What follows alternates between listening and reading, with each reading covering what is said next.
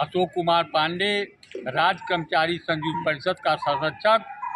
यहाँ पर मीटिंग हम लोग इसलिए रखे हैं कि 8वां वेतन आयोग में पेंशनर का 25/3/25 को अध्यादेश जारी हुआ कि इनको 8वां वेतन नहीं दिया जाएगा, डीए दिया जाएगा। इसके विरोध में हम लोग अर्धनग्न होकर के प्रदर्शन कर रहे हैं।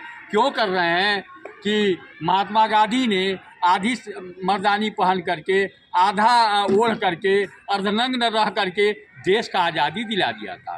शंकर जी ने बाघंबरी पढ़ करके नग्न होकर के भागीरथी को पृथ्वी पर ले दिया था। रामचंद्र जी ने नग्न होकर के तीर धनुष लेकर के रावण को समाप्त कर दिया था। इसीलिए हम लोग अर्धनग्न प्रदर्शन करके सरकार को बताना चाहते हैं कि आप जो है हम लोगों को 8वां वेतन आयोग का गठन करके हमको पेंशन दिया जाए। हम पेंशन लेना चाहते हैं। और ये कैसी सरकार है कि जो ब्रेड पर टैक्स लगा दी है, आटा पर टैक्स, पनीर पर टैक्स, सब पर टैक्स लगा दी है, और मेरा पैसा ले करके चूहा मार दवा बेचने वाला विधायक हो जा रहा है और 24% बढ़ा ले रहा है, और हम कर्मचारियों को 2% देने में उनकी नानी मर जा रही है। ये कैसी व्यवस्था है? इस व्यवस्था को समाप्त करने के लिए हम लोग आज यहाँ पर इकट्ठा हुए हैं। मैं सरकार से पूछना चाहता हूँ कि एनपीएस में जो कर्मचारी रिटायर होता है उसको आप जो है चिकित्सा सुविधा नहीं देते हैं। आयुष्मान कार्ड जो लाए हैं वो 70 साल में देंगे, 10 साल में वो कर्मचारी मर जाएगा, उसको जीने का अधिकार नहीं है। तो अगर आप पेंशन नहीं देना चाहते हैं, बुजुर्गों का भी 8वां वेतन कटौती चाहते हैं, तो मैं यहाँ से खुलेआम कहना चाहता हूँ, हे सरकार, तीर क्या मारते हो, तलवार मार दो और पेंशनर को गोली मार दो, रहेगा और न पेंशन की मांग करेगा। नौजवानों को भी गोली मार दो, वो संविदा पर नहीं रहना चाहता है, अपने बच्चे को कैसे दिलाएगा? ऐसी सरकार हमने कभी जीवन में नहीं देखा है। तो मेरे साथियों, मैं सरकार से निवेदन करता हूँ, हाथ जोड़ के विनती करता हूँ कि हे प्रभु, एक अहंकारी राम थे, उनकी सोच अहंकार की थी, और एक सोच जो है ज्ञानी की रावण को थी।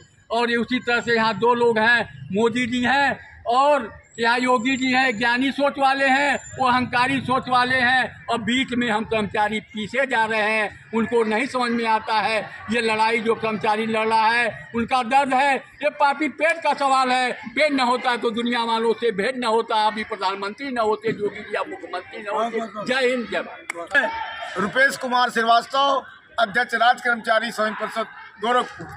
आज माध्यमिक शिक्षा बोर्ड कार्यालय में बैठक राज्य कर्मचारियों की हुई है।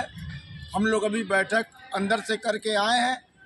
अब बैठक के बाद चूँकि इस समय आपातकाल है, काम हो रहा है बोर्ड में, दिल्ली काफ़ी जाना है, इसी क्रम में अभी साथी अंदर बैठक कर रहे हैं, फिर काम कर रहे हैं। हम लोग आए हैं आवाज़ अर्धनग्न प्रदर्शन करके। माननीय अशोक पांडे जी ने और जो हमारे संरक्षक जी हैं, और मैं राज्य कर्मचारी स्वयं परिषद का अध्यक्ष हूँ, मैं सब कर्मचारियों की तरफ से अर्धनग्न प्रदर्शन के माध्यम से सरकार से कहना चाहता हूँ कि वास्तव में प्रधानमंत्री जी, आपने कर्मचारियों को, पेंशनर को रुला दिया। इस नाते रुला दिया कि आपने जो यूपीएस का मकड़ जाल है, इसको जब गहराई से आपके शासनादेश का अध्ययन के बाद पता चला कि वास्तव में यूपीएस भी बहुत खतरनाक है, वो भी हमारे बुढ़ौती में सुख देने वाला नहीं। इस नाते ओपीएस को दिया जाए। देश का कर्मचारी आंदोलित है। अभी 1 मई को भी बहुत बड़ा आंदोलन जंतर मंतर पर होने जा रहा है, और शेष आंदोलन लगातार हमारे उत्तरांचल में, अन्य जिलों में आंदोलन चल रहे हैं। दिल्ली में बड़े बड़े आंदोलन चल रहे हैं, लेकिन सरकार न जाने क्यों प्रधानमंत्री जी चुप। दूसरी बात, नई बात ये कि हमारे पेंशनरों को कह दिया, श्रीमती सीतारमण वित्त मंत्री ने एक अध्यादेश पास करा लिया कि जो 2026 के पहले जो पेंशनर होंगे उनको 8वां वेतन का लाभ नहीं दिया जाएगा। इससे भी पेंशनर समाज आक्रोशित है, दुखित है, जिसको लेके कल धरना प्रदर्शन पेंशनरों द्वारा आयोजित है।